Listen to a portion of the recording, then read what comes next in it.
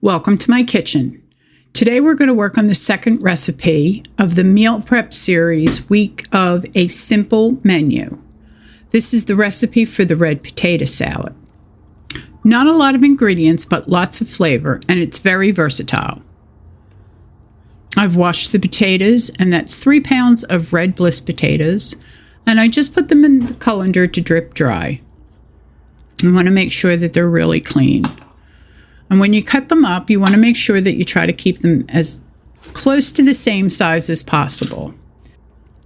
By doing this, you ensure that they all get done at the same time, they all cook evenly, and there won't be any that will be too hard or too mushy. By cutting them up, you're also able to find if there's any bad spots in any of the potatoes, and you can just cut them right out. And then that way you'll make sure that you also have enough to make sure that your recipe works out evenly. I prefer cutting my potatoes up into pieces because it actually cooks a lot faster than if you were to cook them whole. And then, like I said, you can see if there's any bad pieces in there that you want to take out. If you would like to peel your potatoes before you cut them up, that's fine. I happen to like the skins on there, and it does add a little more nutrition to the dish. Once they're all cut up, we want to cover them with some nice cold water and put them on to boil, high heat on your burner. You can fill your pot with the water about an inch, inch and a half above the level of the potatoes. And you're going to bring those to a boil, and they're going to boil until they are fork tender. Now, this amount of time is going to be different depending on how big or how small you've cut your pieces of potato. So you'll want to check them while they're cooking to make sure that they don't go too far and get mushy. You'll also want to add some salt to the water, about a half a tablespoon, a good amount. And once potatoes get going, we're going to start cutting up our other vegetables. Start with the onions first.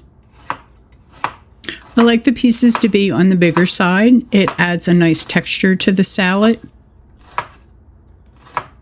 It gives it a nice crunch. And if you're going to serve it hot, if you heat it up again, if you don't want that crunch in there, you can just cook it for a little bit longer and it'll cook those onions. And then that way it won't be as raw tasting. And that will end up to be a half a cup of sliced onion. Okay, once our onions are done, we're going to start with our fresh herbs. We start with the parsley.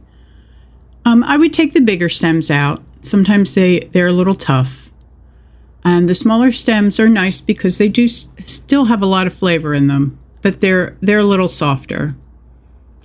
So, and this is from my garden.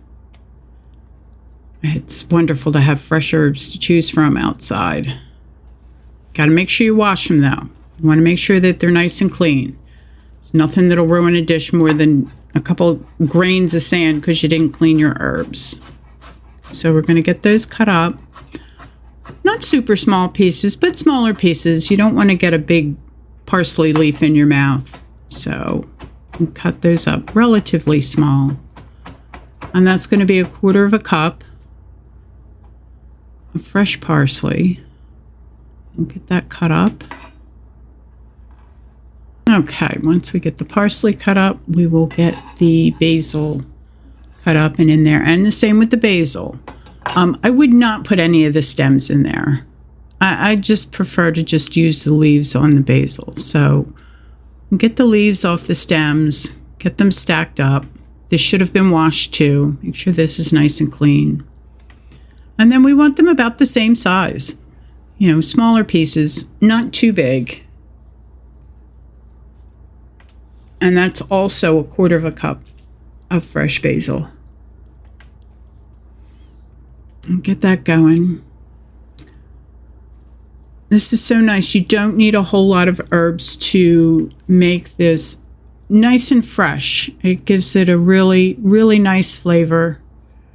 And if you need to buy them in the supermarket, it's nice because you don't need a whole lot of them. Okay, now, if for some reason you don't like basil, you don't like parsley, and you want to use something else, that's quite all right. Fresh dill would be good in this. Some tarragon, if you like tarragon. You don't have to stick to just parsley and basil. It's just, that's what I had in the garden, and that is what I prefer. The fresh dill is really nice, and the tarragon would be nice with that because they sort of have an anisey flavor to them. They go well together.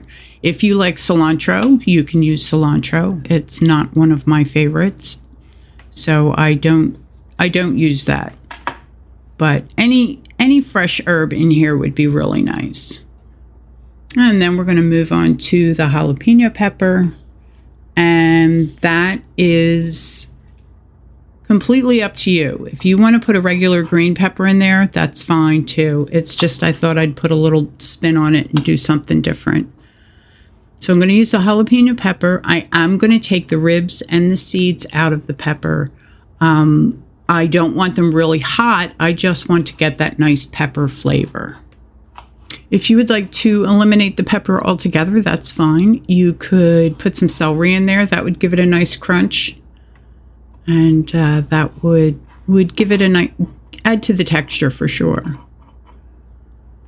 But I like the jalapeno peppers. Had them in the fridge. Didn't want them to go to waste. Okay, now just like the parsley and the basil, we don't want these pieces really big.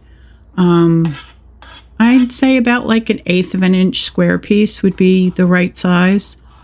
You just want the flavor in there. You don't want them to overpower anything. You want everything to meld together nicely and just have a hint of that pepper flavor in there. You can also use a bell pepper if you want, the colored peppers. The orange or the red or the yellow, that would be fine too. That's not a problem. This is a very forgiving recipe. You can switch it up however you'd like. Okay, once we get everything cut up in the bowl, and the good part starts. Now, the recipe calls for 3/4 of a cup of oil and 3/4 of a cup of vinegar.